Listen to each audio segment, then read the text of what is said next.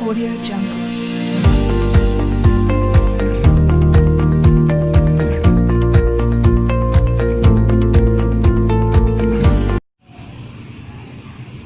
Selamat pagi teman-teman mahasiswa.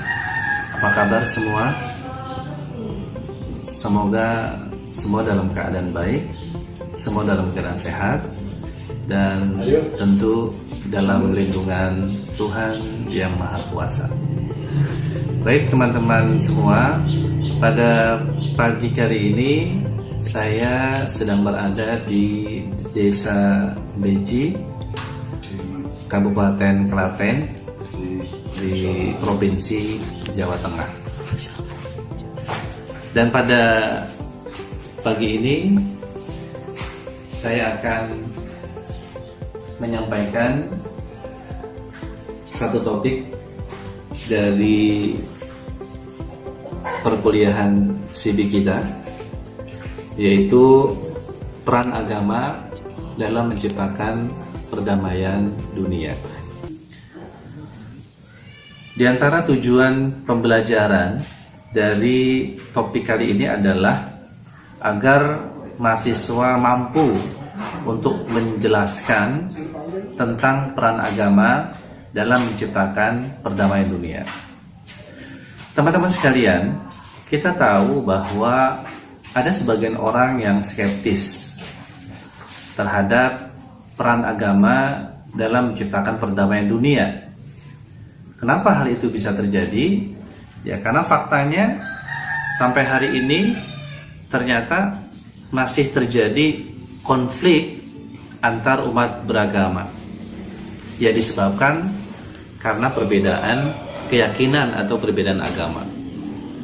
Padahal sebenarnya kalau kita coba membaca tentang sejarah munculnya agama, salah satu hal yang ingin diselesaikan oleh agama itu adalah, yaitu agama ingin menyelesaikan problem yang terjadi pada manusia, problem kemanusiaan.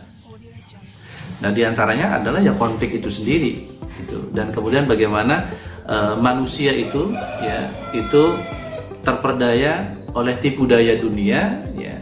Dan disitulah kemudian agama memberikan kesadaran, agama memberikan pencerahan akan hakikat kehidupan ini yang sesungguhnya. Tapi kemudian ternyata ada banyak faktor sehingga akhirnya kemudian sampai hari ini ternyata agama belum bisa, ya, untuk mewujudkan perdamaian di dunia ini. Nah, tentu kita sebagai umat beragama, ya, apapun agama kita, semua ini punya kewajiban untuk bagaimana kita bisa mewujudkan peran agama, ya. Karena agama, ya, itu tergantung kepada pemeluknya, gitu. Sehingga kalau agama berperan, ya, untuk mewujudkan perdamaian dunia, maka tergantung usaha dari pemeluknya, gitu. Nah, ada beberapa cara yang kemudian bisa dilakukan agar betul-betul agama ini mampu untuk menciptakan perdamaian di dunia ini. Nah, diantaranya, ya, adalah yaitu dengan meningkatkan toleransi dan juga kerukunan antar umat beragama, ya. Lalu kemudian bagaimana cara untuk meningkatkan toleransi dan mewujudkan kerukunan antar umat beragama? Ya, tentu ada beberapa cara yang kemudian bisa dilakukan. Nah, diantaranya yang pertama adalah bahwa setiap agama mestinya harus bisa, ya, berinteraksi satu dengan yang lainnya tanpa melihat perbedaan agama itu sendiri. Saya yakin betul kalau umat beragama ini sering bertemu, ya, sering berinteraksi, sering mereka itu bahkan nanti berdialog satu dengan yang lainnya, maka ini adalah diantara cara, ya, agar kemudian antar umat beragama ini kemudian bisa terwujud toleransi dan kerjasama antar umat beragama. Karena ketika seorang itu sering ketemu, maka dengan seringnya bertemu itu adanya komunikasi, maka nanti prasangka-prasangka buruk, kemudian perbedaan-perbedaan pandangan, pendapat itu kemudian bisa terurai dengan adanya karena sering mereka itu berinteraksi, bertemu satu dengan yang lainnya. Lalu kemudian toleransi dan kemudian kerukunan itu akan terwujud dengan adanya dialog.